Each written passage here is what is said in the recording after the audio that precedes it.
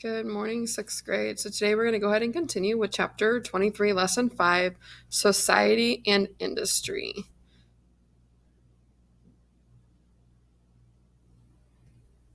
Lesson 5, Society and Industry. It matters because today's society is largely driven by powerful industry and the movement of goods around the world. A new society. Guiding question. How did industry change society in Europe and North America during the 1800s and early 1900s? By the 1860s, the Industrial Revolution brought sweeping changes to Europe and North America. During the next 100 years, industrialism also changed other regions of the world. The growth of cities. One important change was the rapid growth in the population of cities. Urbanization is the movement of people from the countryside to cities. A nation is urbanized when many of its people live in cities. Why did cities grow so rapidly? Farms were using more machines. This meant there were fewer jobs for farm workers. To find employment, many rural workers headed to nearby cities. They hoped to find jobs in the new factories. A new industrial society. Before the rise of industry, there were fewer job opportunities. The industrial age, however, brought new jobs and a new way of life. The middle class grew as more people took advantage of these new opportunities. Industrial growth expanded not just the size of the middle class, but also its power and wealth. The middle class had once been made up of a small number of bankers, lawyers, doctors, and merchants. Now it included the successful owners of factories, mines, and railroads. Professional workers such as clerks, managers, and teachers added to the growing number. Industrial growth also created a much larger working class. The members of this group were people who labored in the factories and mines. Their lives were often hard, and they had few of the luxuries enjoyed by the new middle class.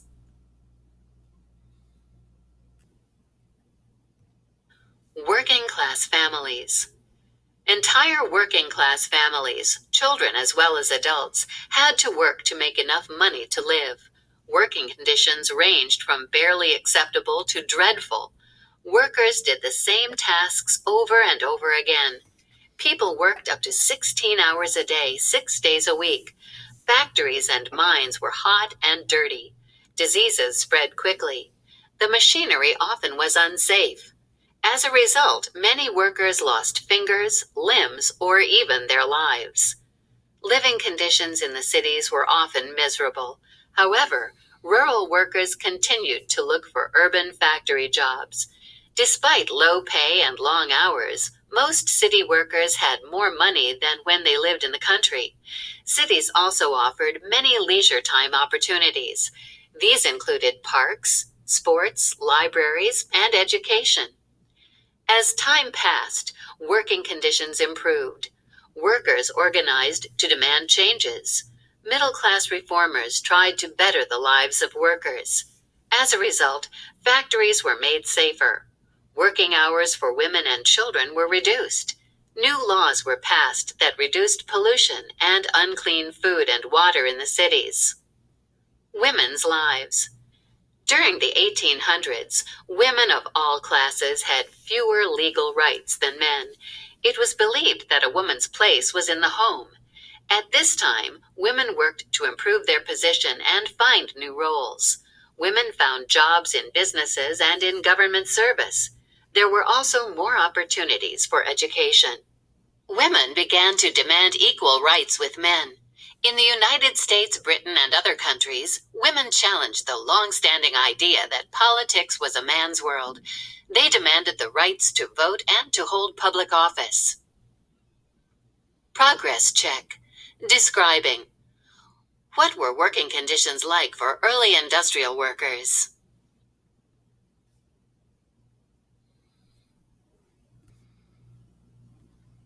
Industrialization changes political ideas. Guiding question. What new political ideas arose as a result of industrial society? The Industrial Revolution brought many changes, both good and bad. Starting in the early 1800s, people looked for ways to solve the problems that industry had created. They developed different ideas to address these concerns. What is liberalism? One of these new ideas was liberalism. Liberalism is a political philosophy based on the ideas of the Enlightenment and the French Revolution.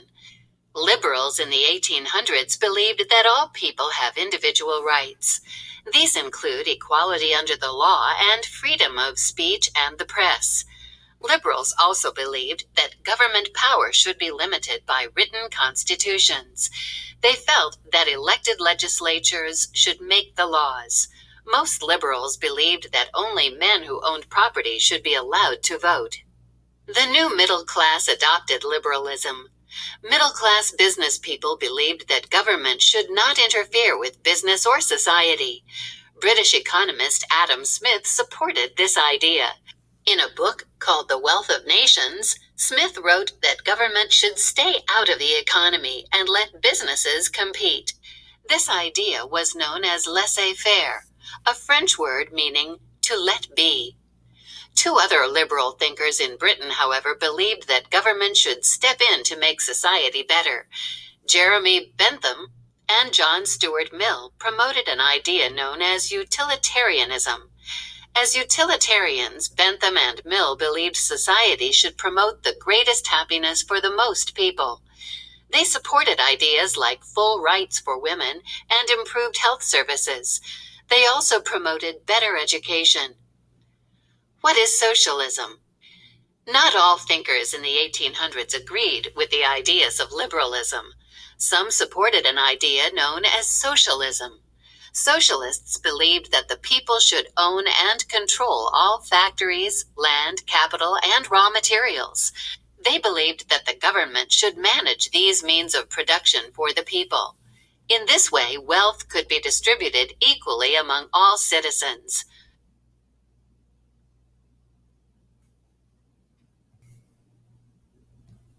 Some early socialists set up communities where workers could share equally in the profits.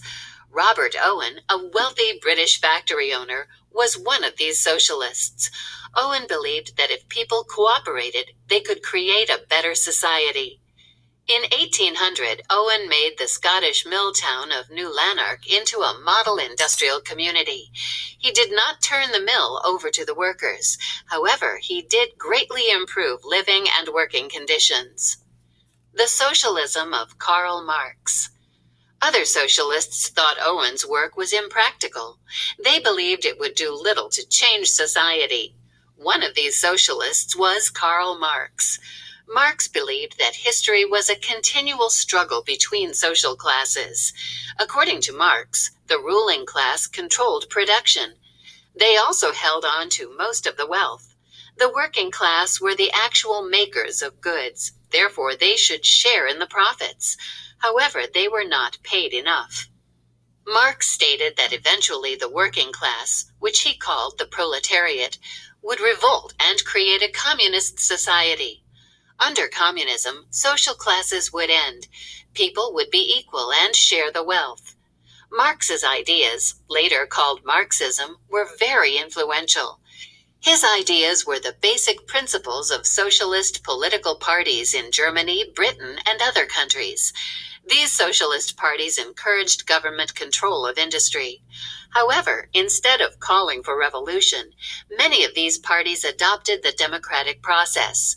Their supporters elected representatives to national legislatures, where they worked to pass laws that helped workers. The growth of labor unions was another response to the horrors of factory life. A labor union is an organization of workers who unite to improve working conditions. Union leaders used strikes, or work stoppages, to force owners to bargain with the unions. One woman who worked in a textile mill wrote about a strike led by factory women in the 1830s. Primary source. The mills were shut down and the girls listened to incendiary, angry speeches from some early labor reformers. One of the girls stood on a pump and gave release to the feelings of her companions in a neat speech, declaring that it was their duty to resist all attempts at cutting down wages. The event caused consternation, dismay. From Early Factory Labor in New England by Harriet H. Robinson. Progress check. Describing. What did Adam Smith believe about government and business?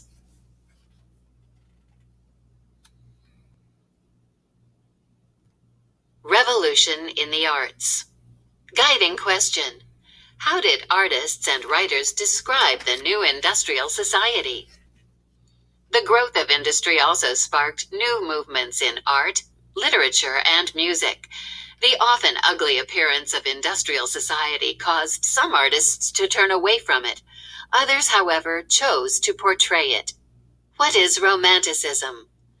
By the late 1700s, artists and writers known as the Romantics began to react against the Enlightenment's stress on order and reason.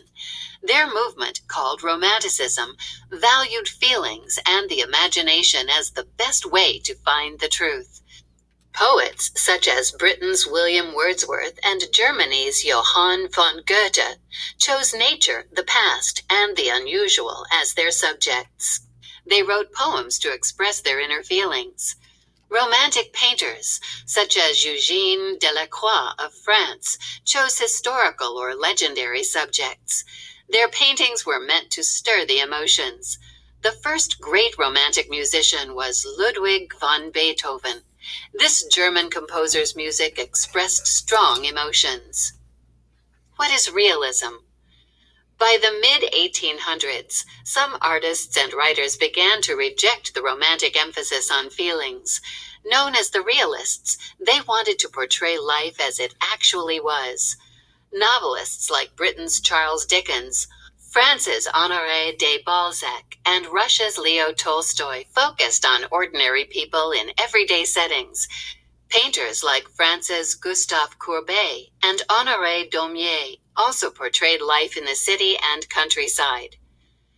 Dawn of Modernism. The late 1800s saw the rise of modernism. Modernist artists and writers experimented with new subjects and styles. One group of modernists studied social problems of the day.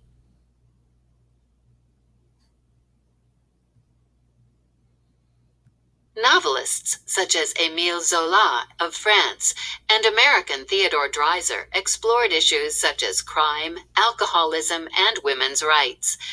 Norwegian Henrik Ibsen also dealt with social issues in his plays. Another modernist group took a different approach. Symbolist artists and writers believed that the outer world was a reflection of an individual's inner reality. They studied dreams and symbols and used them in their works. During the 1870s, a group of artists developed a style called Impressionism. The Impressionists were interested in color and the effects of light on outdoor subjects. The French Impressionists included Claude Monet, Pierre-Auguste Renoir, and Edgar Degas. Mary Cassatt of the United States was also a famous Impressionist painter. Composers led by France's Claude Debussy created impressionistic music. They layered sound upon sound to create a dreamy, shimmering effect. Progress check. Describing. What did the Romantics emphasize in their works? The new science. Guiding question. What advances made in science in the mid-1800s have transformed life today? During the 1800s, scientists expanded knowledge about life and the universe. Their work also led to medical advances that cured deadly diseases and lengthened lifespans. The diversity of life. During the 1800s, many people wondered why the world has so many kinds of plants and animals. Charles Darwin set out to find an answer. His research led him to develop a theory of evolution. Plants and animals change very slowly over time. In a book called On the Origin of Species, Darwin stated that plant and animal populations increase faster than the food supply. As a result, they are constantly struggling to survive. Those that survive are better adapted to their environment. They produce offspring that have the same successful characteristics.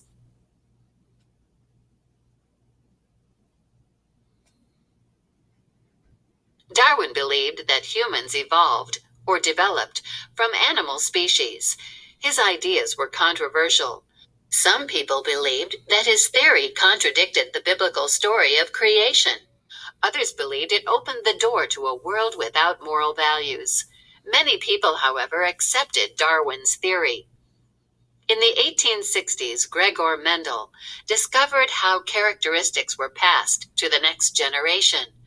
From his studies of pea plants, Mendel concluded that offspring receive their traits from their parents. He developed rules to explain what traits parents pass on. Today, Mendel is known as the father of genetics. What did Pasteur discover? During the 1800s, scientists made advances that gave people longer, healthier lives. One of the first breakthroughs was the discovery of vaccines.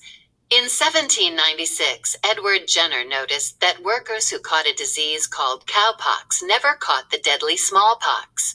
Jenner found that vaccinating people with cowpox made them immune or resistant to smallpox.